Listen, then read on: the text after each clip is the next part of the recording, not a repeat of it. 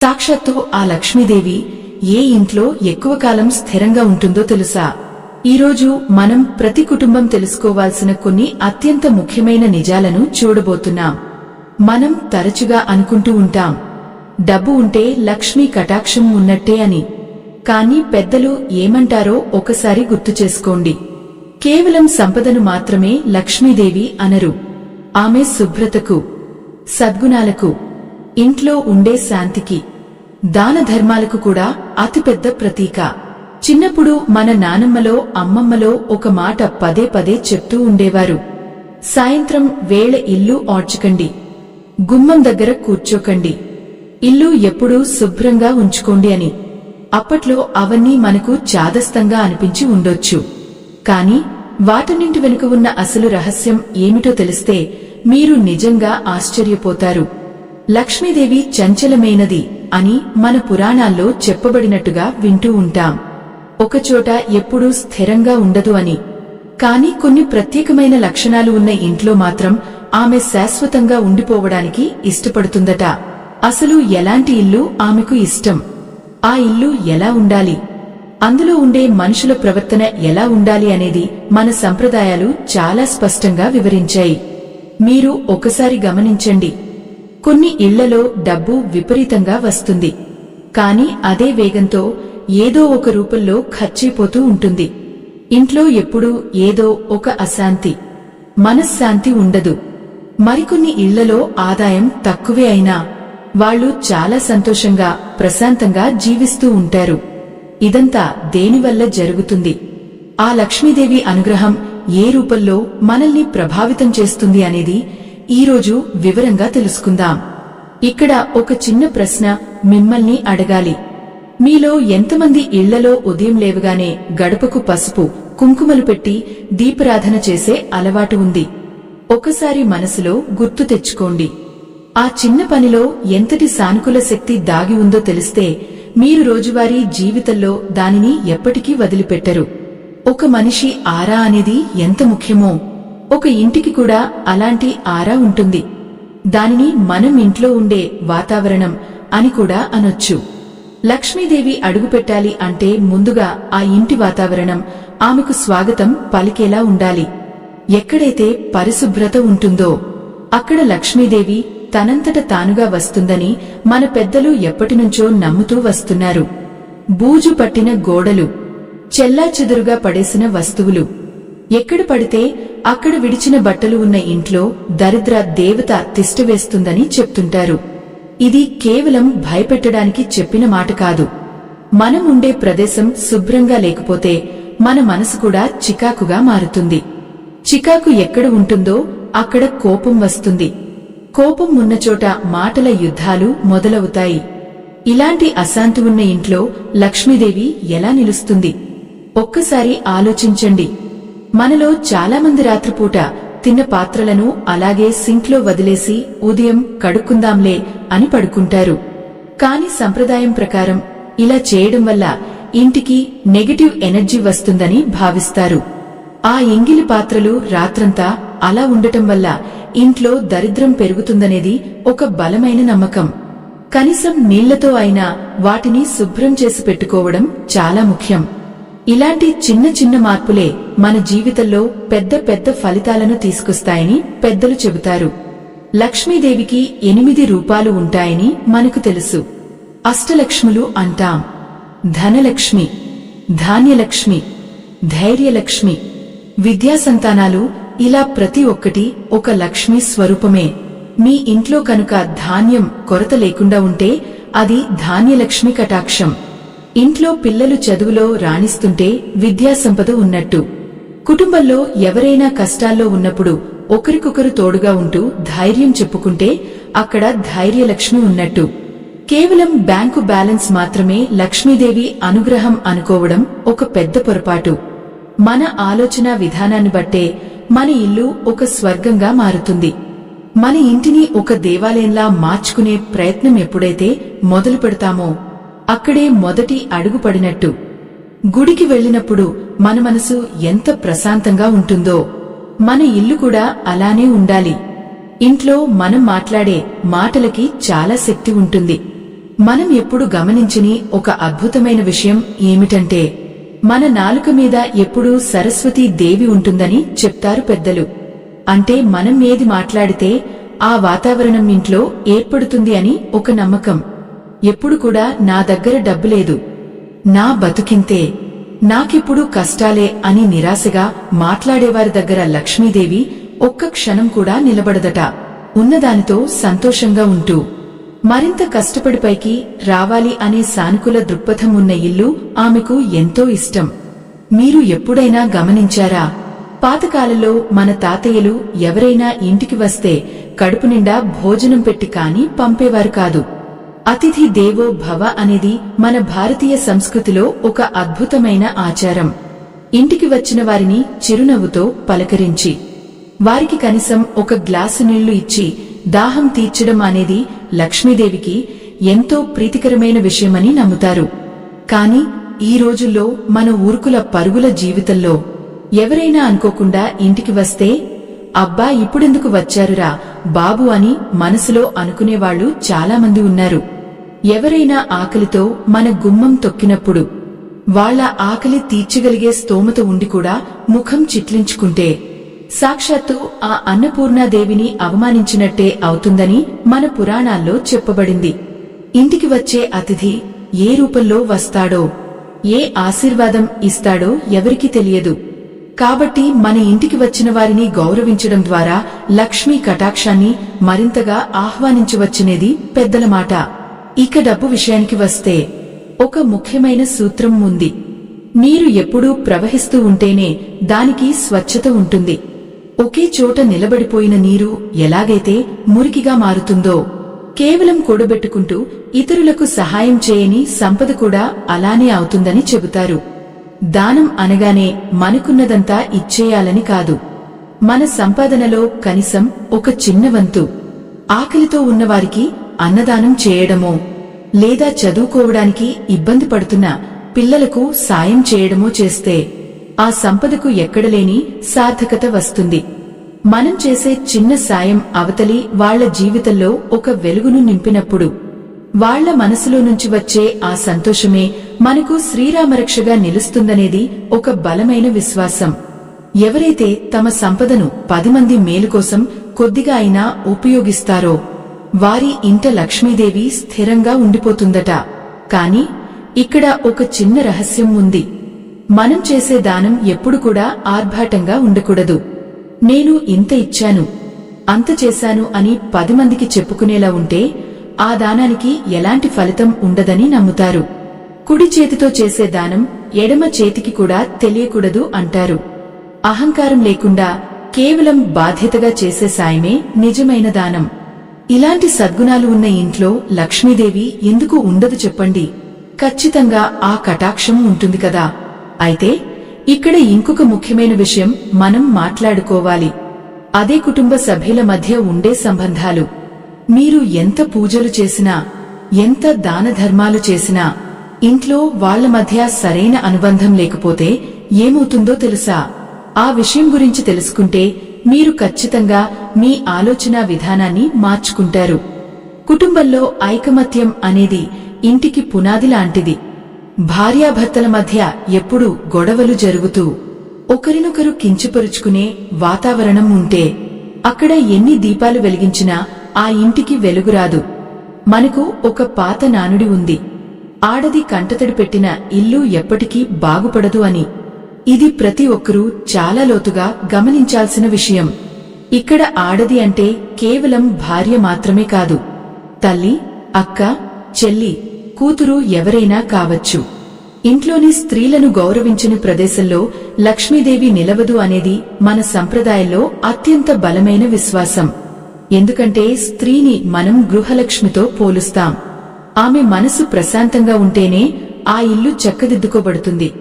ఉదయం లేచినప్పటి నుంచి రాత్రి పడుకునే వరకు కుటుంబం కోసం శ్రమించే ఆమెను ఎప్పుడు చిన్నచూపు చూస్తూ ఉంటే అది సాక్షాత్తు ఆ మహాలక్ష్మిని అవమానించడమే అవుతుందని పెద్దలు తరచుగా హెచ్చరిస్తుంటారు. ఒకరినొకరు అర్థం చేసుకుని కష్టసుఖాల్లో పాలు పంచుకునే కుటుంబంలో కంటికి కనిపించని ఒక సానుకూల శక్తి ఎప్పుడూ ప్రవహిస్తూ ఉంటుంది. ఆ పాజిటివ్ ఎనర్జీయే లక్ష్మీదేవికి ఇష్టమైన ఆవాసం అని చెప్తారు. ఇక వృద్ధులైన తల్లిదండ్రుల విషయానికి వస్తే వారిని భారం అనుకునే ఇళ్లలో మానసిక ప్రశాంతత క్రమంగా కనుమరుగవుతుందని భావిస్తారు. తమ జీవితాన్నంతా పిల్లల కోసం ధారపోసిన వారిని వయసు పైబడిన తర్వాత నిర్లక్ష్యం చేస్తే వాళ్లు పడే మానసిక వేదన ఇంటి వాతావరణం మీద తీవ్రమైన ప్రభావం చూపుతుందనేది ఒక నమ్మకం. ఇంట్లో పెద్దల ఆశీర్వాదం అనేది మనల్ని ఆవరించి ఉండే ఒక కవచం లాంటిది. వారు సంతోషంగా మనసారా దీవిస్తే వచ్చే ఆ అదృష్టం ఎన్నో పూజలు నోములు చేసిన దానికంటే మరింత శక్తివంతమైనదిగా భావిస్తారు. వారి మొహంలో చిరునవ్వు ఉంటే చాలు, ఆ ఇంటికి లక్ష్మీదేవి దారి వెతుక్కుంటూ వస్తుందట. మనం ఇంట్లో ఎలా ప్రవర్తిస్తున్నాం అనేది మన పిల్లలు కూడా గమనిస్తుంటారు. మన మాట తీరును, మన ప్రవర్తనను వాళ్లు మౌనంగా పసిగడుతూ రేపు వాళ్లు కూడా అదే దారిలో నడుస్తారు. కాబట్టి ఇంట్లో ఒక ప్రశాంతమైన ప్రేమపూర్వకమైన వాతావరణం నెలకొల్పడం అనేది మన అదృష్టాన్ని మనమే నిర్మించుకోవడం లాంటిది. అయితే ఇక్కడ ఇంకొక ఆసక్తికరమైన విషయం దాగి ఉంది. మన వంటగదిలో మనం రోజూ వాడే ఒక వస్తువును వాడే విధానం బట్టి కూడా ఇంట్లో ప్రతికూల శక్తులు చేరడం లేదా అదృష్టం వృద్ధి చెందడం జరుగుతుందట. అవును, మీరు వింటున్నది నిజమే. మనకు తెలియకుండానే మనం చేసే చిన్న చిన్న పనులే మన సంపదను ఎలా ఆటంకపరుస్తాయో ఆ వంటగది రహస్యం ఏమిటో ఇప్పుడు వివరంగా చూద్దాం. మన ఇళ్లలో వంటగది కేవలం అన్నం వండుకునే ప్రదేశం మాత్రమే కాదు, అది సాక్షాత్తు అన్నపూర్ణాదేవి కొలువై ఉండే పవిత్ర స్థలం. వంటగదిలో మనం ఉపయోగించే ఉప్పుకు మన సంప్రదాయాల్లో ఎంతో ప్రాముఖ్యత ఉంది. ఉప్పును లక్ష్మీదేవికి ప్రతీకగా భావిస్తారు. సముద్ర మథనంలో లక్ష్మీదేవి పుట్టిన సంగతి మనకు తెలిసిందే. ఉప్పు కూడా సముద్రం నుంచే వస్తుంది కాబట్టి దానిని అంత పవిత్రంగా చూస్తారు. ఉప్పును ఎప్పుడు కింద పారబోయకూడదు అని పెద్దలు చెప్తుంటారు. అలాగే ఇతరుల చేతికి నేరుగా ఉప్పును వడ్డించకూడదు అంటారు. మీలో ఎంతమంది ఇళ్లలో పెద్దవాళ్లు ఉప్పును చేతికి అందించకుండా ముందు కింద పెట్టమని చెప్పడం గమనించారు? అది ఎందుకో మీకు తెలుసా? నేరుగా చేతికి ఇస్తే వారి మధ్య గొడవలు వస్తాయని ఒక నమ్మకం ఉంటే, సాక్షాత్తు ఆ లక్ష్మీదేవిని అలా ఇతరులకు చేజార్చుకోకూడదు అనేది మరో అంతరార్థం. ఉప్పును ఎప్పుడూ ఒక గాజు సీసాలో లేదా మట్టి పాత్రలో భద్రపరుచుకుంటే ఆ ఇంట్లో లక్ష్మీ కటాక్షం వృద్ధి చెందుతుందని నమ్ముతారు. అలాగే మన ఇంట్లో ఉండే మరో ముఖ్యమైన వస్తువు చీపురు. చీపురు ఇంట్లో ఉన్న చెత్తను అంటే దరిద్రాన్ని బయటకు పంపుతుంది. అందుకే దానికి కూడా లక్ష్మీ స్థానాన్ని ఇచ్చారు మన పూర్వీకులు. చీపురును ఎప్పుడూ కాళ్లతో తొక్కకూడదు. అలాగే ఎవరైనా ఇంట్లోకి రాగానే నేరుగా కనిపించేలా గుమ్మం ఎదురుగా నిలబెట్టకూడదు అంటారు. పడుకునే చోట మంచం కింద కూడా చీపురు ఉంచకూడదని చెప్తుంటారు. ఇలాంటి చిన్న చిన్న నియమాలు పాటించడం ద్వారా మన ఇంట్లో సానుకూల వాతావరణం నెలకొంటుందనేది ఒక బలమైన విశ్వాసం. రాత్రి పడుకునే ముందు వంటగదిని, గ్యాస్ స్టవ్ మీద ఎలాంటి ఎంగిలి గిన్నెలు లేకుండా శుభ్రంగా తుడుచుకుని పడుకుంటే ఉదయం లేవగానే వంటగదిలోకి వెళ్లినప్పుడు మనసు ఎంతో ఆహ్లాదంగా ఉంటుంది. అదే మనల్ని రోజంతా ఉత్సాహంగా పని చేసుకునేలా చేస్తుంది. ఇలా ఇంట్లో ప్రతి చిన్న వస్తువు వెనుక ఒక ఆధ్యాత్మిక భావన ముడిపడి ఉంది. ఇవన్నీ మనసును ప్రశాంతంగా ఉంచుకోవడానికి మనవాళ్లు ఏర్పాటు చేసిన అద్భుతమైన నియమాలు. అయితే మన రోజువారీ జీవితంలో వస్తువులతో పాటే కాలానికి కూడా ఎంతో ప్రాముఖ్యత ఉంటుంది. ఒక రోజులో కొన్ని సమయాలు అత్యంత శక్తివంతమైనవిగా పరిగణించబడతాయి. ఉదయం బ్రహ్మ ముహూర్తం ఎంత పవిత్రమైనదో సాయంత్రం వేళ కూడా అంతే ముఖ్యమైనది. గోధూలి వేళ లేదా సంధ్య సమయం అని పిలిచే ఆ సమయంలో మనం చేసే కొన్ని పొరపాట్లు మనకు రావలసిన అదృష్టాన్ని ఎలా దూరం చేస్తాయో, అసలు ఆ సమయంలో ఇంట్లో వాతావరణం ఎలా ఉండాలో తెలుసుకోవడం ప్రతి కుటుంబానికి ఎంతో అవసరం. ఆ పగలు చీకటి కలిసే సమయంలో మన ఇళ్లలో జరగాల్సిన అసలు మార్పు ఏమిటో ఇప్పుడు చూద్దాం. సాయంత్రం సూర్యుడు అస్తమించే సమయాన్ని గోధూలి వేళ అంటారు. పల్లెటూళ్లలో పశువులు మేతమేసి ఇంటికి తిరిగి వచ్చేటప్పుడు వాటి కాలి గిట్టల నుంచి లేచే దుమ్మును గోధూలి అంటారు. ఆ సమయంలోనే లక్ష్మీదేవి భూమి మీద సంచరిస్తుందని మన పురాణాల్లో వివరించబడింది. అందుకే సాయంత్రం కాగానే ఇంట్లో లైట్లు వేయాలి, ప్రధాన ద్వారం కొద్దిసేపు తెరిచి ఉంచాలి అని పెద్దలు చెబుతుంటారు. ఆ సమయంలో ఇల్లు చీకటిగా ఉంటే లక్ష్మీదేవి ఆ ఇల్లు చూసి తిరిగి వెళ్లిపోతుందనేది ఒక నమ్మకం. ఈ సమయంలో ఎట్టి పరిస్థితుల్లోనూ నిద్రపోకూడదు అంటారు. అనారోగ్యంతో ఉన్నవారు లేదా పసిపిల్లలు తప్ప. ఆరోగ్యంగా ఉన్నవారు సంధ్యా సమయంలో నిద్రపోతే ఇంట్లో అశాంతి పెరుగుతుందని భావిస్తారు. అలాగే సాయంత్రం పూట ఇల్లు ఓడ్చి చెత్తను బయట పారబోయడం కూడా ఒక పెద్ద దోషంగా చెప్తారు. ఒకవేళ తప్పనిసరి పరిస్థితుల్లో ఊడ్చాల్సి వచ్చినా ఆ చెత్తను మరుసటి రోజు ఉదయం మాత్రమే బయట వేయాలి తప్ప రాత్రిపూట వేయకూడదు అంటారు. ఇలా చేయడం వల్ల ఇంట్లో ఉన్న లక్ష్మీ కటాక్షాన్ని మన చేతులతో మనమే బయటకు పంపేసినట్టు అవుతుందని ఒక బలమైన విశ్వాసం. ఇక అన్నిటికంటే ముఖ్యమైనది దీపారాధన. సాయంత్రం పూట తులసి కోట దగ్గర లేదా దేవుడి మందిరంలో ఒక చిన్న దీపం వెలిగించడం వల్ల ఇంట్లోని ప్రతికూల శక్తులన్నీ పటాపంచలు అవుతాయని మనవాళ్లు బలంగా విశ్వసిస్తారు. వెలుగు అనేది కేవలం చీకటిని మాత్రమే తరిమికొట్టదు, మన మనసులో ఉన్న భారాన్ని కూడా దూరం చేస్తుంది. దీపం వెలుగుతున్న ఇంట్లో ఒక అదృశ్యమైన సానుకూల వాతావరణం ఏర్పడుతుందనేది ఒక నమ్మకం. రోజంతా బయట తిరిగి అలసిపోయి వచ్చినవారు ఆ దీపాన్ని చూడగానే వాళ్ల మనసు తెలియకుండానే ప్రశాంతంగా మారుతుంది. ఇక్కడ మనం గుర్తుంచుకోవాల్సిన ఒక అద్భుతమైన మాట ఉంది. ఒక ఇంట్లో దీపం అనేది కేవలం నూనె మరియు వత్తులతో వెలిగేది కాదు, ఆ ఇంటి మనుషుల నమ్మకం మరియు భక్తితో వెలిగేది. సాయంత్రం వేళ ఇంట్లో ఎవరూ కంటతడి పెట్టకూడదు, కోపగించుకోకూడదు అని పదే పదే చెప్తుంటారు కదా. అది ఎందుకో తెలుసా? ఆ సమయంలో మనం ఏ భావోద్వేగంతో ఉంటామో ఇల్లంతా అదే వాతావరణం నిండిపోతుంది.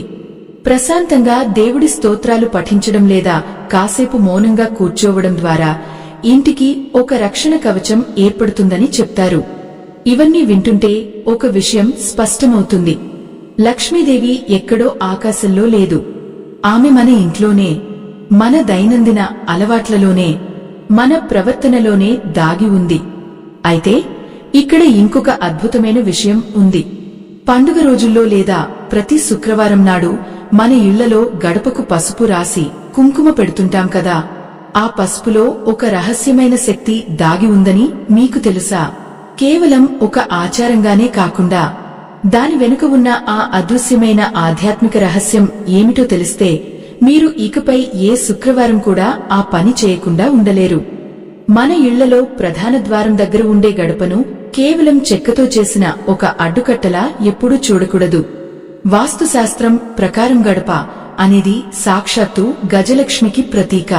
ఇంటి లోపల ఉండే సానుకూల శక్తిని బయటకు వెళ్లనివ్వకుండా, బయట ఉండే ప్రతికూల శక్తులను లోపలికి రానివ్వకుండా ఆపే ఒక శక్తివంతమైన కవచం ఆ గడప. అందుకే గడప మీద కూర్చోకూడదు, గడపను తొక్కుకుంటూ ఇంట్లోకి నడవకూడదు అని మన తాత ముత్తాతలు పదే పదే మందలించేవారు. ఇక పసుపు విషయానికి వస్తే ఆధ్యాత్మికంగా పసుపు అనేది లక్ష్మీదేవికి అత్యంత ప్రీతికరమైన వస్తువు. ఎక్కడైతే పసుపు ఉంటుందో అక్కడ మంగళకరమైన వాతావరణం ఉంటుందని నమ్ముతారు. శుక్రవారం నాడు ఉదయాన్నే ఇల్లు శుభ్రం చేసుకుని గడపకు పసుపు రాసి కుంకుమ బొట్లు పెడితే ఆ ఇంటి గుమ్మం వైపు చూసే ఏ కంటికైనా ఒక ప్రశాంతత కలుగుతుంది. బయట నుంచి మన ఇంటికి వచ్చేవాళ్లు ఎలాంటి దృష్టితో, ఎలాంటి ఆలోచనలతో వస్తారో మనకు తెలియదు. కాని వాళ్లు ఆ పసుపు కుంకుమలతో అలంకరించిన గడపను దాటి లోపలికి వచ్చేటప్పుడు వాళ్ల మనసులో ఉండే ఆ నెగటివ్ ఆలోచనలన్నీ అక్కడే ఆగిపోతాయని మనవాళ్ల ఒక బలమైన విశ్వాసం. అందుకే పండుగ రోజుల్లో మామిడి ఆకుల తోరణాలు కడతారు. ఆ పచ్చదనం, ఆ పసుపు రంగు అన్నీ కలగలిపి మన ఇంటికి ఒక అద్భుతమైన సానుకూల శక్తిని తీసుకువస్తాయి. మీరు కావాలంటే ఒకసారి గమనించండి. గడపకు పసుపు రాసి దేవుడి దగ్గర దీపం పెట్టిన రోజున మీ మనసులో ఎక్కడలేని ప్రశాంతత ఉంటుంది. ఇదంతా కేవలం ఒక పాతకాలపు ఆచారం మాత్రమే కాదు, మనసుకు, మన చుట్టూ ఉండే వాతావరణానికి మధ్య ఉన్న ఒక అద్భుతమైన అనుసంధానం. అయితే గడప దాటి ఇంట్లోకి వచ్చిన తర్వాత ఆ ఇంట్లో వినిపించే శబ్దాలు కూడా లక్ష్మీ కటాక్షాన్ని నిర్ణయిస్తాయని మీకు తెలుసా? అవును, శబ్దానికి ఉన్న శక్తి అంతా ఇంతా కాదు. మీరు ఇంట్లో ఎలాంటి మాటలు మాట్లాడుతున్నారు, ఎలాంటి శబ్దాలు మీ చెవిన పడుతున్నాయి అనేవి మీ ఇంటి ఆర్థిక స్థితిని, ప్రశాంతతను ఎలా ప్రభావితం చేస్తాయో తెలిస్తే మీరు నిజంగా ఆశ్చర్యపోతారు. ఆ శబ్ద రహస్యం ఏమిటో ఇప్పుడు చూద్దాం. ఉదయం నిద్రలేవగానే చాలామంది చేసే ఒక చిన్న పొరపాటు ఉంటుంది. పడుకున్న మంచాన్ని, కప్పుకున్న దుప్పటిని అలాగే వదిలేసి బయటకు రావడం. బద్ధకంతో వాటిని మడతపెట్టకుండా అలా చిందరవందరగా వదిలేస్తే ఆ రోజంతా మనసులో ఏదో తెలియని బరువు, అశాంతి ఉంటాయని పెద్దలు చెబుతుంటారు. ఎక్కడైతే బద్ధకం ఉంటుందో అక్కడ దరిద్రం దాగి ఉంటుంది. మంచం మీద దుప్పట్లు శుభ్రంగా లేకపోయినా ఎప్పుడో ఒకసారి ఉతుక్కుందాంలే అని మురికి బట్టలు వేసుకున్నా సాక్షాత్తు ఆ మహాలక్ష్మికి కోపం వస్తుందనేది ఒక బలమైన నమ్మకం. పూర్వకాలంలో ఒక మాట పదే పదే చెప్పేవారు, చిరిగిన బట్టలు వేసుకుంటే దరిద్రం పట్టుకుంటుందని. ఈ రోజుల్లో ఫ్యాషన్ పేరుతో చిరిగిన దుస్తులు వేసుకోవడం ఒక ట్రెండ్ అయిపోయింది. కానీ ఆధ్యాత్మికంగా చూస్తే చిరిగిన దుస్తులు, మాసిన బట్టలు ప్రతికూల శక్తిని అంటే నెగటివ్ ఎనర్జీని ఆకర్షిస్తాయని భావిస్తారు. లక్ష్మీదేవి ఎప్పుడూ స్వచ్ఛతను, అందాన్ని కోరుకుంటుంది. మనం వేసుకునే బట్టలు పాతవైనా పర్వాలేదు కానే అవి ఉతికినవి, శుభ్రమైనవి అయి ఉండాలి. అప్పుడే మన ఆలోచనలు కూడా స్వచ్ఛంగా ఉంటాయి. మన ఆలోచనలు బాగుంటేనే మనం చేసే పనిలో విజయం సాధించగలం. అలాగే సాయంత్రం వేళ జుట్టు విరబోసుకోవడం, గోళ్లు తీయడం లాంటి పనులు ఎందుకు చేయకూడదంటారో ఎప్పుడైనా ఆలోచించారా? ఇవన్నీ కూడా జ్యేష్ఠాదేవిని ఆహ్వానించే పనులుగా మన పురాణాల్లో వర్ణించారు. సంధ్యా సమయంలో ఇంటికి దీపారాధన చేసి లక్ష్మీ కటాక్షం కోసం ఎదురుచూడాలి తప్ప ఇలాంటి శుభ్రత లేని పనులు చేస్తూ కూర్చోకూడదు అనేది ఒక ముఖ్యమైన నియమం. చాలామంది ఇళ్లలో బాత్రూం వాడుకున్న తర్వాత బకెట్లో నీళ్లు అలాగే వదిలేయడం, మగును బోర్లించకుండా వదిలేయడం చేస్తుంటారు. వాస్తు ప్రకారం నీటిని వృధా చేసినా, వాడిన నీటిని అలాగే మురికిగా వదిలేసినా ఆర్థిక ఇబ్బందులు తప్పవని చెప్తారు. ఎందుకంటే నీరు అనేది కూడా సంపదకు ప్రతీక. శరీరం శుభ్రంగా ఉన్నప్పుడే మనసు శుభ్రంగా ఉంటుంది. మనసు శుభ్రంగా ఉన్నప్పుడే మనం చేసే ప్రార్థనకు ఒక శక్తి వస్తుందని నమ్ముతారు. అందుకే స్నానం చేయకుండా వంటగదిలోకి వెళ్లడం లేదా దేవుడి దీపం వెలిగించడం లాంటివి చేయకూడదని మన సంప్రదాయం చెబుతోంది. ఈ చిన్న చిన్న నియమాలు పాటించడం ద్వారా మనలో ఒక సానుకూల దృక్పథం పెరుగుతుంది. ఇవన్నీ మన వ్యక్తిగత అలవాట్లు అయితే, మన ఇంటికి ఒక గుండెకాయ లాంటి ప్రదేశం ఒకటి ఉంది. అదే దేవుడి మందిరం లేదా పూజ గది. అక్కడ మనం చేసే ఒక చిన్న తప్పు మనకు రావలసిన అదృష్టాన్ని పూర్తిగా అడ్డుకుంటుందని మీకు తెలుసా? ఆ పూజ గదిలో మనం తప్పనిసరిగా పాటించాల్సిన ఆ రహస్య నియమం ఏమిటో ఇప్పుడు చూద్దాం. దేవుడి మందిరం అనేది మన ఇంటికి ప్రాణవాయువు లాంటిది. అక్కడ ఎంత ప్రశాంతత ఉంటే ఇల్లంతా అంత సానుకూల శక్తి వ్యాపిస్తుంది. కాని చాలామంది ఇళ్లలో సమయం లేదనో లేదా బద్ధకం వలనో చేసే ఒక పెద్ద పొరపాటు, నిన్న దేవుడికి పెట్టిన పూలను ఈ రోజు తీయకుండా అలాగే ఉంచేయడం. పూజలో వాడిన పువ్వులు వాడిపోయిన తర్వాత వాటిని నిర్మాల్యం అంటారు. వాడిపోయిన పూలను దేవుడి పటాల మీద అలాగే ఉంచితే ఇంట్లో నెగటివ్ ఎనర్జీ వృద్ధి చెందుతుందని శాస్త్రాలు చెబుతున్నాయి. పువ్వు ఎప్పుడూ తాజాదనాన్ని, ప్రాణశక్తిని ఇస్తుంది. అది వాడిపోయిన తర్వాత ఆ ప్రాణశక్తి నశించిపోతుంది. అలాంటి నిర్మాల్యాన్ని ఇంట్లో ఉంచుకోవడం వల్ల లక్ష్మీ కటాక్షం ఆగిపోతుందని నమ్ముతారు. అలాగే పూజ గదిలో ఎప్పుడూ భిన్నమైన విగ్రహాలు, అంటే పగిలిపోయిన దేవుడి పటాలు లేదా విరిగిపోయిన విగ్రహాలు ఉంచకూడదు. వాటిని ప్రవహించే నీటిలో కలపాలి లేదా చెట్టు కింద పెట్టాలి అంటారు కదా. పగిలిన విగ్రహాలను పూజిస్తే మనసుకు అశాంతి కలుగుతుందని ఒక బలమైన విశ్వాసం. మరొక ముఖ్యమైన విషయం దీపారాధన చేసే కుందులు. దేవుడికి వెలిగించే దీపం కుందులను కనీసం వారానికి 2 సార్లైనా శుభ్రంగా తోముకోవాలి. నల్లగా మాడిపోయిన లేదా నూనె జిడ్డుపట్టి ఉన్న కుందుల్లో దీపం వెలిగిస్తే దరిద్రం పట్టుకుంటుందని పెద్దలు హెచ్చరిస్తుంటారు. స్వచ్ఛమైన కుందుల్లో స్వచ్ఛమైన నూనెతో దీపం వెలిగించినప్పుడు వచ్చే ఆ వెలుతురు మన ఇంటికి శ్రీరామరక్ష లాంటిది. ఇక్కడ ఇంకొక చిన్న ఆసక్తికరమైన విషయం ఉంది. మీలో ఎవరైనా పూజ గదిలో కూర్చుని దేవుడి ముందు ఏడవడం లేదా నాకెందుకిన్ని కష్టాలు ఇచ్చావు అని దేవుడిని నిందించడం లాంటివి చేశారా? సహజంగా కష్టం వచ్చినప్పుడు ఎవరైనా దేవుడి దగ్గరే కదా మొరపెట్టుకుంటారు అనుకోవచ్చు. కాని ఆధ్యాత్మిక పండితులు చెప్పేది ఏమిటంటే, పూజ గది అనేది మనం భగవంతుడికి కృతజ్ఞతలు చెప్పే ప్రదేశం.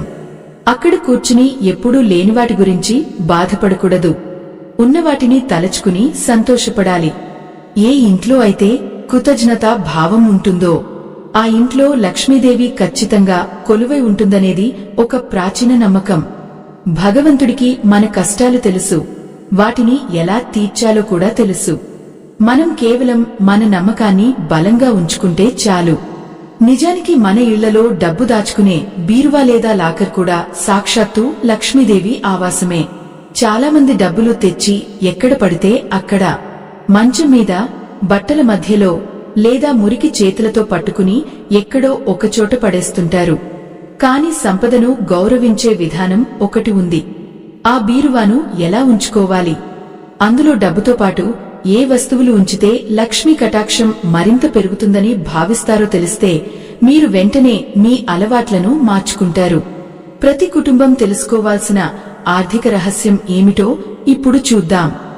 డబ్బు అనేది కేవలం కరెన్సీ నోట్లు కాదు. దాన్ని సాక్షాత్తు లక్ష్మీ స్వరూపంగా భావిస్తారు మన పెద్దలు. చాలామంది ఇళ్లలో డబ్బులు తీసుకురాగానే ఏ టేబుల్ మీదనో ఫ్రిజ్ మీదనో నిర్లక్ష్యంగా పడేస్తుంటారు. పర్సులో కూడా నోట్లను ఎలా పడితే అలా మడతపెట్టి చిత్తు కాగితాలతో కలిపి కుక్కేస్తుంటారు. ఎక్కడైతే డబ్బుకు గౌరవం దక్కదో అక్కడి నుంచి లక్ష్మీదేవి మెల్లగా జారుకుంటుందనేది ఒక బలమైన విశ్వాసం. మనం సంపాదించిన డబ్బును భద్రపరిచే బీరువాను లేదా లాకర్ను ఎప్పుడూ శుభ్రంగా ఉంచుకోవాలి. కొంతమంది బీరువాలో డబ్బులు పెట్టే చోటే పాత బిల్లులు, పనికిరాని కాగితాలు, తుప్పుపట్టిన తాళపు చెవులు లాంటివి పెడుతుంటారు.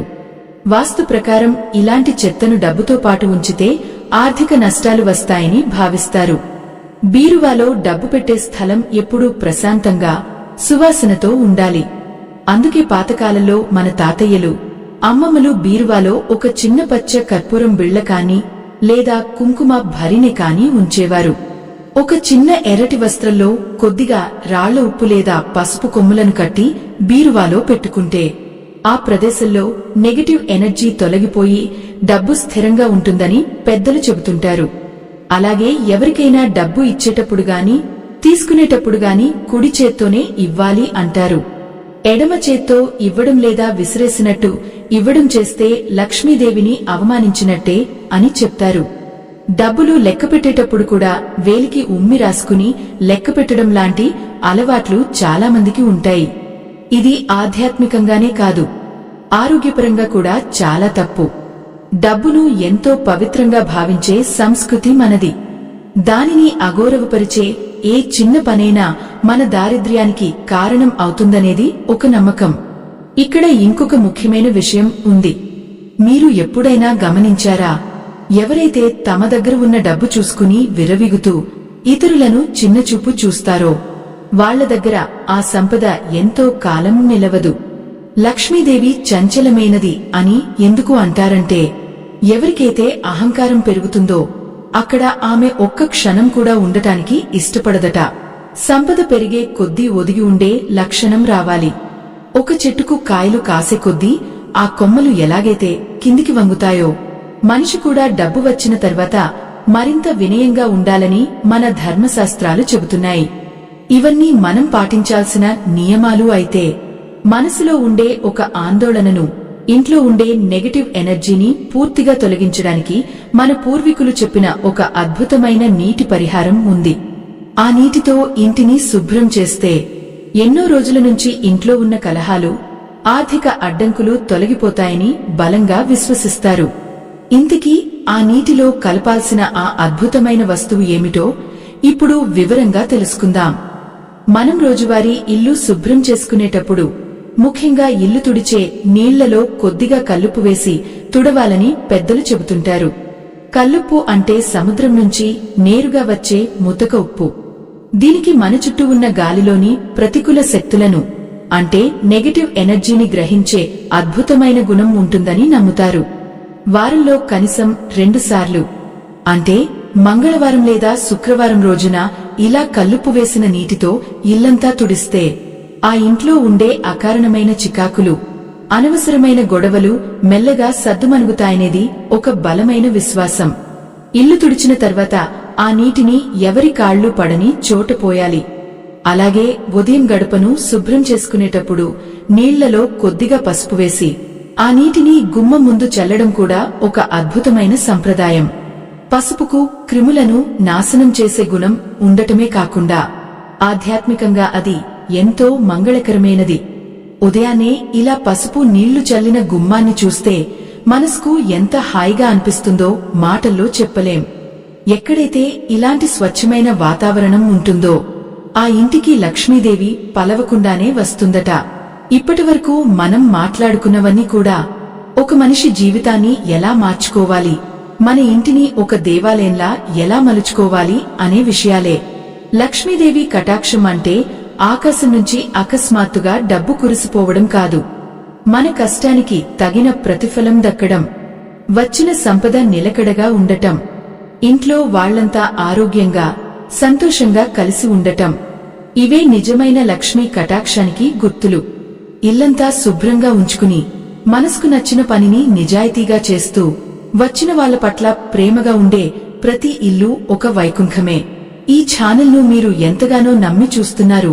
మీ ఆ నమ్మకాన్ని నిలబెట్టుకుంటూ మీకు ఎప్పుడూ నిజాయితీగా సరైన సమాచారం అందించడమే మా బాధ్యత. అందుకే ఒక చిన్న విషయం చెప్పాలి. ఈ వీడియోలో మనం మాట్లాడుకున్న పురాణాలకు సంబంధించిన కథలు, పరిహారాలు, విశ్వాసాలు అన్నీ కూడా మన పెద్దలు చెప్పిన మాటలు, తరతరాలుగా వస్తున్న ఆచారాలే కాని ఇవి శాస్త్రీయంగా నిర్ధారించబడిన లేదా చారిత్రక ఆధారాలు ఉన్న వాస్తవాలు కావని గమనించగలరు. ఇవన్నీ మనసుకు ప్రశాంతతను ఇచ్చే నమ్మకాలు మాత్రమే. ఇకపోతే మన ఛానల్లో వచ్చే ప్రతి వీడియో వెనుక ఎన్నో రోజుల పరిశోధన, శ్రమ దాగి ఉంటాయి. ఇలాంటి మంచి విషయాలు మరింత లోతుగా మీ ముందుకు తీసుకురావడానికి మీ మద్దతు మాకు ఎంతో అవసరం. మీకు ఈ వీడియోలు ఉపయోగపడుతున్నాయని భావిస్తే ఇప్పుడు స్క్రీన్ మీద కనిపిస్తున్న QR కోడ్ని స్కాన్ చేసి ఛానల్కు మీ వంతు సహాయం చేయవచ్చు.